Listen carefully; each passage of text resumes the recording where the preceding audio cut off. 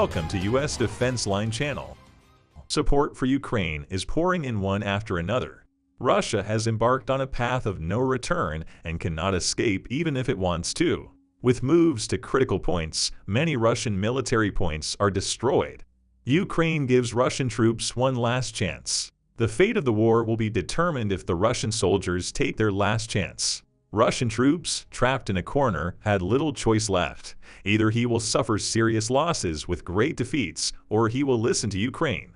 Russia lost more than 800 soldiers in just one day.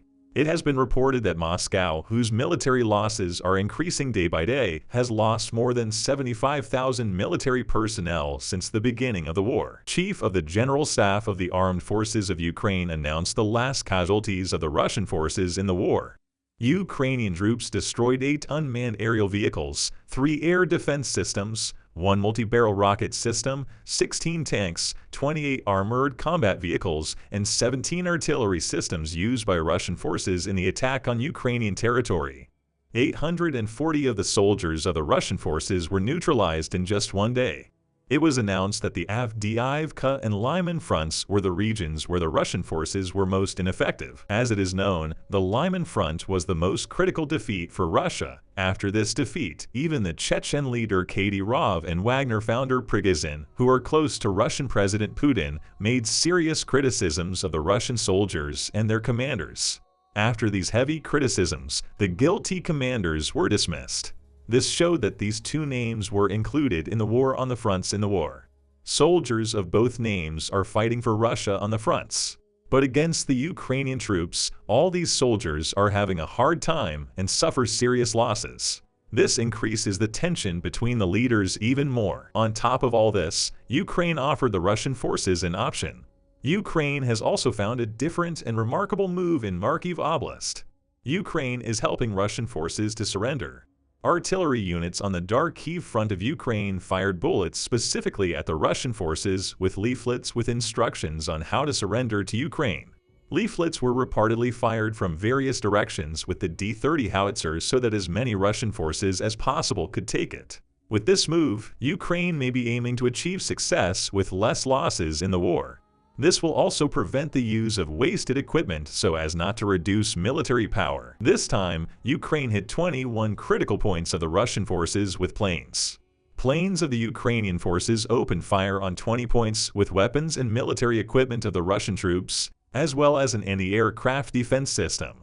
It was announced that Ukraine's rocket and artillery units also hit 1 ammunition depot, 1 Russian command post, 1 electronic warfare system, several defense structures, 4 points where the military equipment of the Russian forces are located, and many other important military targets. With these attacks of Ukraine, Russian forces also carried out various attacks. These units continue to hit and neutralize many critical Russian military targets, thanks to thousands of shots fired since the beginning of the war. In this way, their outstanding success is proven. In response to these moves, the Russian forces launched 28 air strikes, 4 missile strikes, as well as more than 45 multiple launch rocket systems. It also attacked about 30 locations, including Dnipropetrovsk, Donetsk, Zaporizhzhia, Kherson, and other Ukrainian regions. When talking about the attacks of the Russian forces, it would be incomplete not to mention the infrastructure attacks of the Russian forces. Russia has once again attacked infrastructures in Ukraine. Russia continues to attack Ukraine's energy infrastructure. It was announced that Russian forces hit Ukraine's special energy point this time. Repair work was started in the area damaged by these attacks. Although there are power cuts in the regions, action is taken to resolve this situation as soon as possible. Many countries are sending support to repair these infrastructures. This will cause Russia's attacks to be completely in vain. In addition, the ammunition used in the attack will be used for nothing. Russia continues to act regardless of the dangers. Russia is again making moves that may pose a danger. It still continues to use nuclear power plants as ammunition depots. In a statement, the Defense Intelligence of the Ministry of Defense of Ukraine reported that Russia used the Kursk nuclear power plant to store and maintain various missiles with Iranian-made unmanned aerial vehicles. Ukraine explained that this information should be verified by the representative of the relevant organizations, especially by the International Atomic Energy Agency.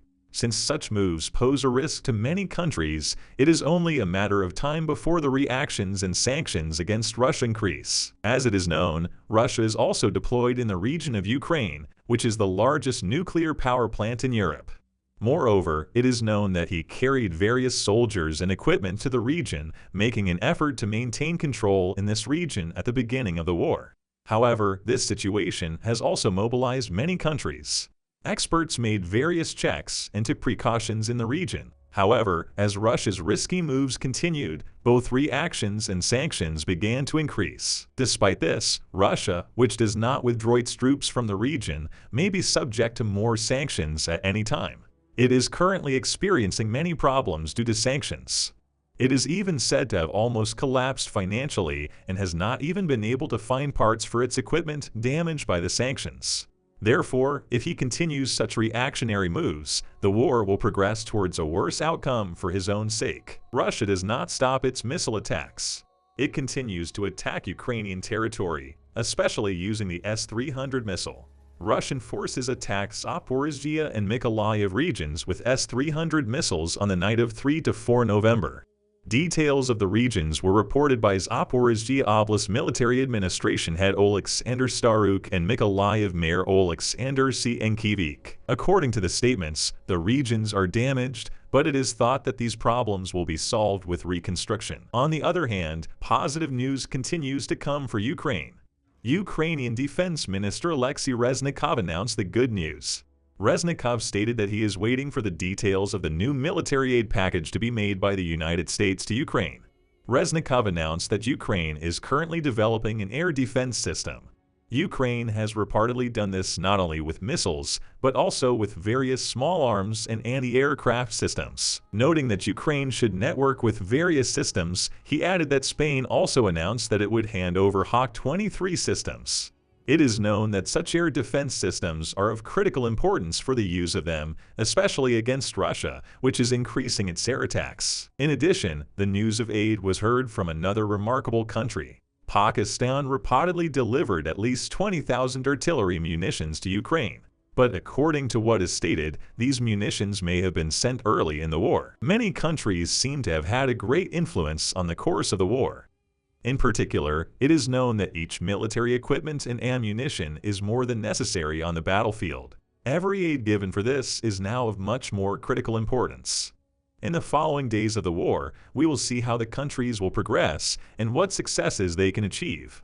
If Ukraine continues its strong moves and effective advances, it will come much closer to achieving success.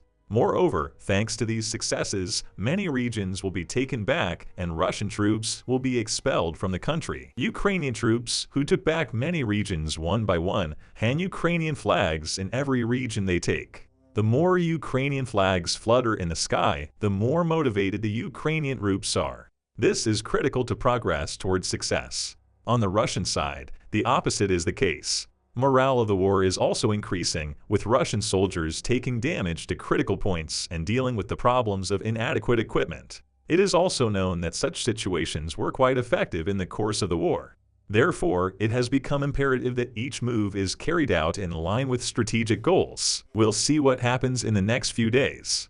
We have reached the end of another video. You can support us by liking the video. You can easily follow new videos by subscribing. I wish you all a war-free day. See you.